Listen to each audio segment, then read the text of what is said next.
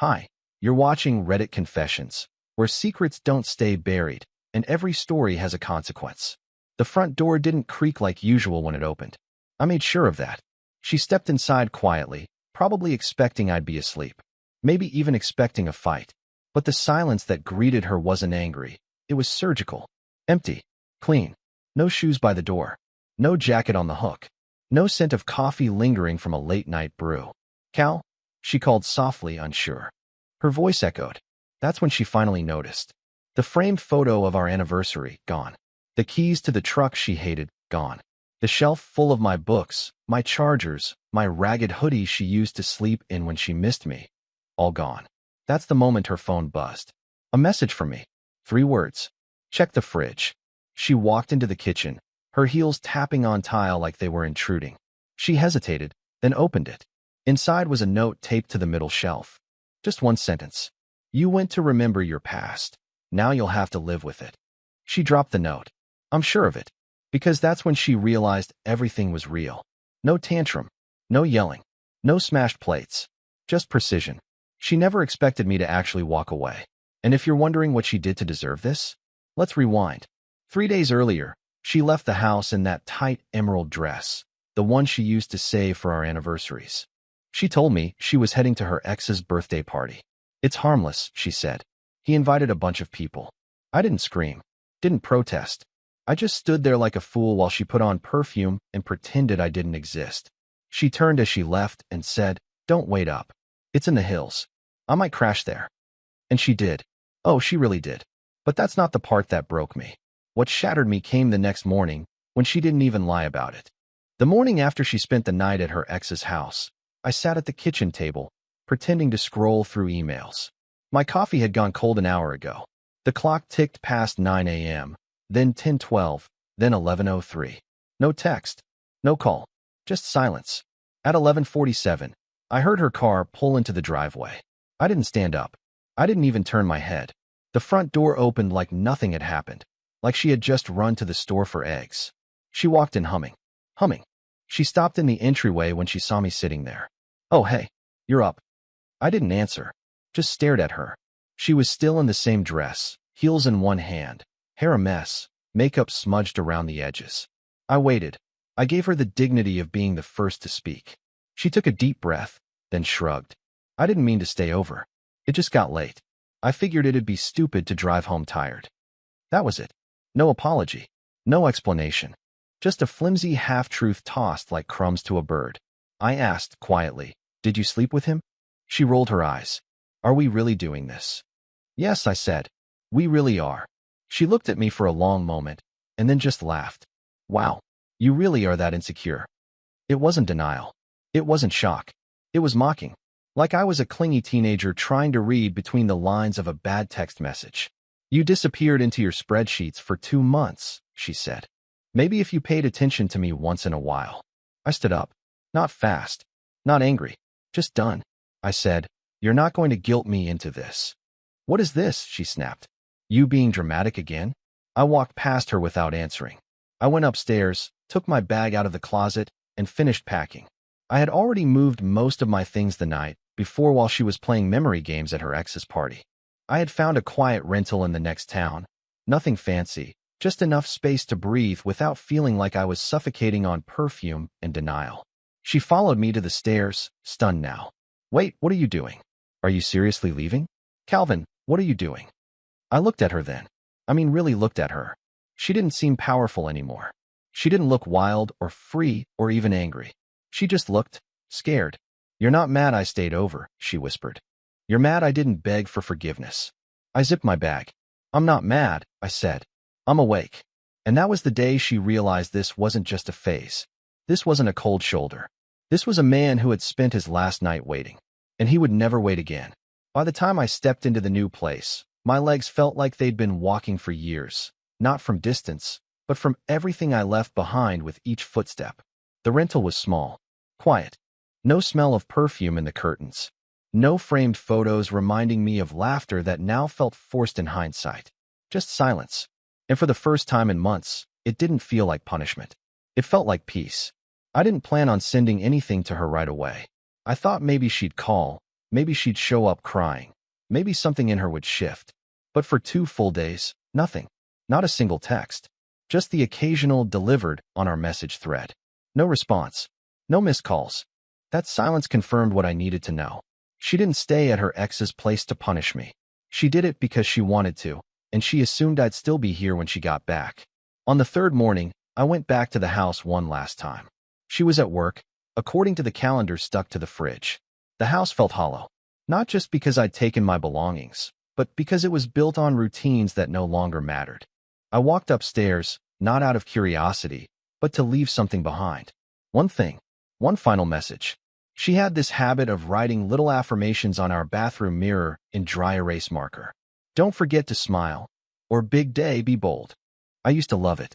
I used to respond sometimes, adding, I'm proud of you, or drawing silly faces. The mirror was blank now. It had been for months. I taped an envelope to it. Nothing dramatic. Just plain white. Inside was a photo. From last summer. We were on the coast. She was laughing at something I said, wearing a yellow sundress that blew wildly in the wind. I looked at that photo the night she went to Jason's party. Not out of nostalgia, but because it reminded me of who we used to be and who I kept pretending we still were. With the photo was a simple note, handwritten. If you ever wonder why I left, look at this and ask yourself when we stopped being these people. No accusations. No revenge. Just a mirror, a memory, and a message she couldn't ignore. I didn't slam the door when I left. I didn't want her to hear it echo in her mind like a threat.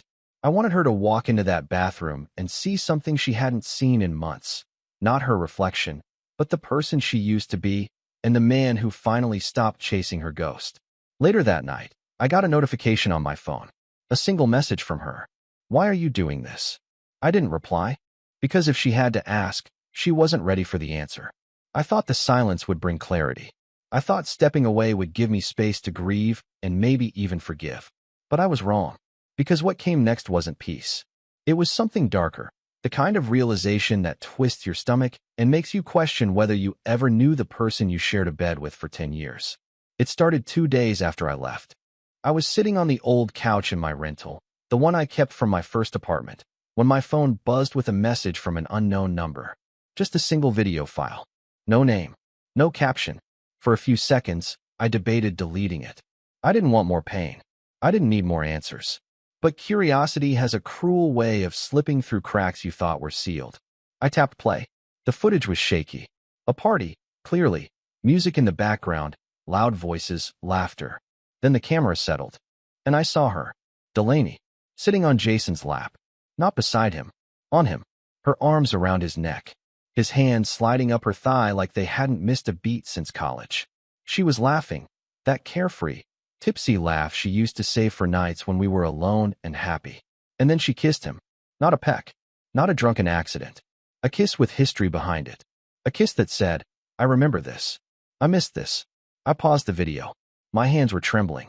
I stared at the frozen image of her face pressed to his and wondered, had she already moved on before she left that night? Or was this her version of moving on? The senders still hadn't identified themselves. I texted back. Who are you? No response. Just a silent reminder that someone out there wanted me to know the truth she hadn't dared to say. For a while I just sat there, the video still open, repeating in my head. I'd been angry before. Hurt, yes. But this felt different. This wasn't carelessness. It was intent. She hadn't just stayed over. She'd reclaimed something. And the worst part? She hadn't even tried to hide it. Maybe because she thought I'd never find out. Or maybe because she didn't care if I did. I remember pacing the room, thinking, was I ever enough for her? Or was I always just the safe option? The fallback guy when Jason didn't want her anymore? The next morning, I did something I never thought I'd do. I sent her the video. No message. No explanation. Just the file. I wanted her to know I knew. And I wanted to see what she'd do when the mask finally cracked. 10 minutes later, my phone rang. Her name lit up the screen. I didn't answer. Let her sit in that silence for once. Let her hear what it sounds like when someone you betrayed chooses themselves over closure. I wasn't angry anymore. I was finished. She showed up at my rental 2 days later.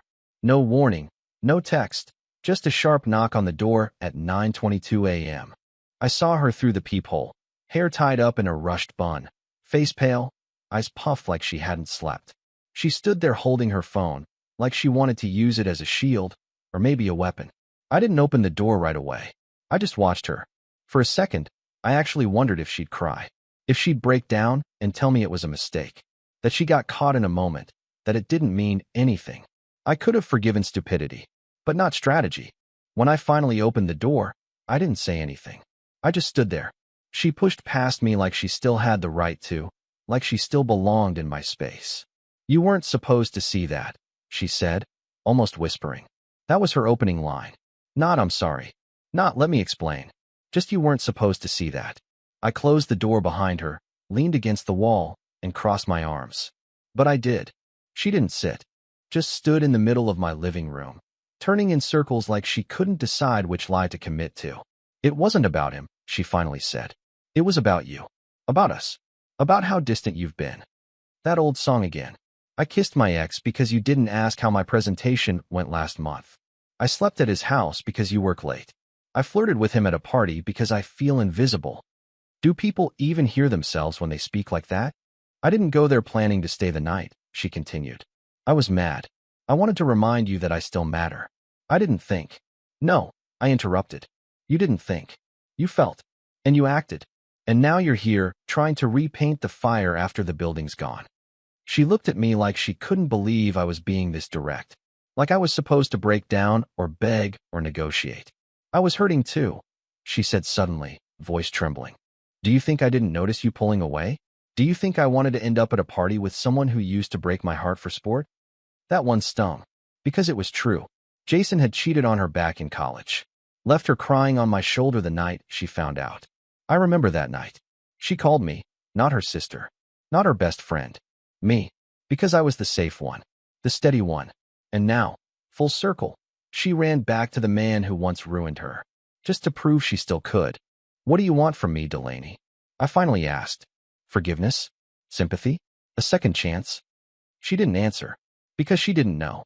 Because maybe, deep down, she wasn't sorry for what she did. She was just sorry it didn't break me like she hoped. She finally sat down. And for the first time in years, she looked like someone who had no idea what she was doing. Not calculating. Not smug. Just lost. "I thought you'd be angrier," she said quietly. I nodded. I was. But then I realized, you can't betray someone you've already stopped loving. She looked up at me, eyes wide, and I saw something flicker in her. Regret. Maybe. Or shame. But it was too late. And we both knew it. The strange thing about heartbreak is that it doesn't always arrive in chaos. Sometimes it slips in quietly while you're brushing your teeth, or pouring cereal, or sitting across from the person who once promised they'd never hurt you. Delaney sat on the edge of the couch that morning like she was afraid it might vanish beneath her. Her confidence was gone. Her words had run dry. And for once, she looked like she didn't know what came next. But I did. I had already made my decision, long before she showed up. Before the video, before the silence, before the kiss that told me everything I needed to know. It wasn't rage that pushed me away, it was clarity. The kind that comes only after you've been quietly drowning for years without even realizing you were underwater. I walked into the next room, grabbed the small black box I had kept hidden in the back of my desk drawer, and returned. She looked up, confused. "What's that?" she asked. I didn't answer. I just set it on the coffee table, opened the lid, and pushed it toward her. Inside was the digital voice recorder I had once bought for interviews at work. But I'd used it only once. To record a conversation I wasn't supposed to hear. I didn't plan it. I swear I didn't. It had been weeks ago, maybe even months, when I was in the garage fixing the dryer. I'd left the recorder on accidentally, or maybe fate did. Later that night, when I realized it had been running, I almost deleted the file. But curiosity won. What I heard made me sick. Delaney on the phone with her friend Liz. Her exact words, burned into my memory. "Jason still looks good. I swear if I wanted to, I could have him back. Calvin doesn't even notice me anymore. I'm practically a roommate with a ring." Liz laughed and said something I couldn't make out. Then Delaney replied, "No, seriously, if Calvin doesn't get it together soon, I'm going to give myself permission to remember what being wanted felt like." Permission. She gave herself permission. She didn't stumble into that night. She didn't accidentally cross a line. She planned her exit. She wrote the script. And she delivered it. Delaney picked up the recorder from the box and stared at it, as if touching it would burn her. She didn't hit play. She didn't need to. She knew what was on it. Her lips parted, then closed, then parted again. But nothing came out. You told me you didn't plan to stay, I said. But you gave yourself permission to. She finally met my eyes. You were already gone. No, I said, and I kept my voice level. I was just quiet. You mistook silence for absence. That's on you. There was a long, aching pause. Then she did something I never expected. She stood up, slipped the recorder back into the box, and said softly, I guess I really don't know who you are anymore. I nodded. That's funny, because I finally do. She walked to the door slowly, like gravity had gotten heavier just for her. She turned the knob, paused, then looked back. I hope you find what you're looking for, she whispered. I already did, I said. And she left. No slamming, no drama, just the quiet sound of someone who had finally run out of excuses. I thought that was the end of it. After Delaney left my place, I assumed we'd drift into the kind of silence that never finds closure. I expected her to retreat into her new life, or back to Jason, or wherever it was she'd find someone who could feed her ego better than I ever could.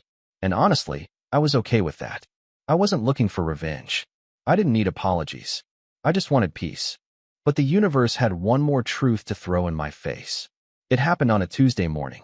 I was halfway through a terrible cup of gas station coffee, sitting in the parking lot outside the office, when I got a call from a number I didn't recognize. I almost ignored it, but something in me said answer it. Hello, I said, bracing for spam or a debt collector. But the voice on the other end was trembling. Female. Familiar, but not quite. Calvin? It's Liz, Delaney's friend. I blinked. Okay. She exhaled hard, like she had to force herself to keep going. I shouldn't be doing this. She'd hate me if she knew. But I heard what happened, and I saw the look on her face after she left her place. She's unraveling, Calvin. I stayed quiet. She told you everything, didn't she? About Jason? I said nothing. Just let the silence work its weight. But Liz wasn't calling to test me. She was calling to confess. Delaney didn't just go to that party to spite you, she said quickly. She planned it with Jason. I told her it was stupid. I told her it would backfire. But she wanted you to break. She wanted to prove a point. My grip on the steering wheel tightened. She told Jason you two were practically separated. She made it sound like you didn't care anymore, that you barely talked, that you hadn't touched her in months. I closed my eyes. That part, oddly, didn't surprise me. We had drifted, yes, but I never thought she'd rewrite the story to justify betraying me. I only found out the full truth later, Liz continued. She admitted it after a few drinks last week. She said she wanted to see what you'd do if she crossed a line, whether you'd fight for her or finally give up. She wanted to test me? I asked, my voice sharper than I expected. Yes, Liz said, but she never thought you'd actually leave. She thought you'd yell, or cry, or beg her to stay. She thought it would wake you up. I let out a dry laugh. It did. There was a long pause. Then Liz said something that chilled me in a way even the video hadn't. She told Jason it wasn't serious, but they slept together, Calvin. That night. She lied to both of you. And just like that, the final piece clicked into place. It was never about feeling neglected. It was about power. She wanted to see how far she could push before I snapped. She wanted to feel wanted, admired, chased. And when she realized I wouldn't play her game, she didn't just lose me. She lost control. I thought you deserved to know, Liz whispered. I'm sorry. I ended the call without saying goodbye. Not out of rudeness. I just didn't have any words left. My hands were shaking. Not from heartbreak. Not from betrayal. But from relief. Because I wasn't crazy. I wasn't overreacting. I had been betrayed by someone who carefully laid the trap, walked into it herself, and then tried to act like the victim when it blew up in her face. And now I knew the whole truth. What I did next wasn't loud, but it left a scar she'll feel for years. I didn't rush it. I gave myself time to feel the betrayal, time to grieve the version of us I thought was real, and most importantly, time to decide how I wanted this story to end. Not with shouting, not with payback, but with clarity, dignity, and a door she couldn't close once it swung open. 2 weeks after that call from Liz, I mailed Delaney a box. No note, no explanation, just 3 things inside. The first was her old college hoodie, the one she used to wear when she'd curl up next to me after long days and say, "Don't let me fall asleep unless you're right here." I figured she might want it now that Jason was back in the picture. The second was the framed wedding photo she left behind. We were smiling, wind in our hair, her eyes locked on mine like I was the only thing that mattered in the world. I didn't smash it. I didn't burn it. I just returned it. It belonged to her version of us, not mine anymore. The last thing in the box was a single sheet of paper. On it, I had printed a quote she once wrote on our bathroom mirror years ago, long before things fell apart. You can't grow in a place where you're constantly shrinking. Underneath, I'd written, so I left. I hope someday you do too. I don't know if she cried. I don't know if she screamed, or laughed, or tore it up. And honestly, I don't care. Because for the first time in years, I wasn't living in her reactions. I was living in my own peace. The apartment feels bigger now. Not because of space, but because of possibility. I started reading again, running again, reaching out to old friends I let drift away while trying to hold on to someone who never planned to stay. And you know what? I'm smiling again. Not forced, not polite. The kind that sneaks up on you when you're doing something simple, like drinking coffee in the morning and realizing your heart isn't heavy anymore. This wasn't the ending I wanted, but it became the beginning I needed. Have you ever made a difficult decision that led to unexpected freedom? Share it in the comments. And while you're at it, tell us one powerful moment in history that reminds you of reclaiming strength after betrayal. Thanks for watching Reddit Confessions. If this story meant something to you, subscribe for more real stories that remind us we're not alone.